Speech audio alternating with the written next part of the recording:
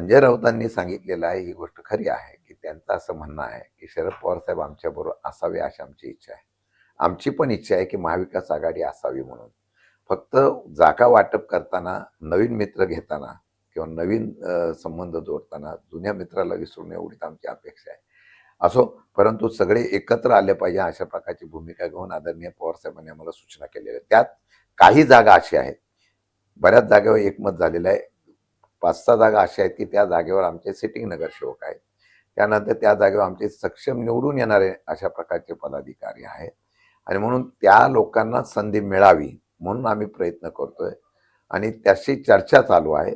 त्यात जर त्यांनी मार्ग काढण्याचा प्रयत्न केला, कारण शेवटी आम्ही जागा फार मागितलेल्या नाही. आम्ही त्यामध्ये ज्या आम्हाला निवडून येऊ शकतात एवढ्याच जागेच्या कमी जागा मागून आम्ही तिथं निश्चितपणाने सहकार्याची भूमिका घेतलेली आहे. परंतु त्यातही आम्हाला काही 4-5 जागेमध्ये जर फरक पडत असेल किंवा ते देण्यासाठी काही अडचण येत असेल, तर ती त्यांनी मार्ग काढून द्यावा. मग आघाडीच्या माध्यमातून कुठलीही अडचण निर्माण होणार नाही. पण ज्या कार्यकर्त्याला निवडून येणार आहे, तीच जागा तर त्यांना मिळत नसेल, तर थोडीशी त्यामध्ये मतभेद आहे. की महाराष्ट्राच्या नेत्यांना मला वाटतं की स्टार प्रचारक यादी प्रसिद्ध होत असते. त्यामध्ये बाहेरच्या लोकांना बोलून प्रचार करायला लावणं, याचा अर्थ असा आहे की महाराष्ट्रामध्ये जातीचं किंवा समाजाचं ध्रुवीकरण करण्याचा प्रयत्न होतोय.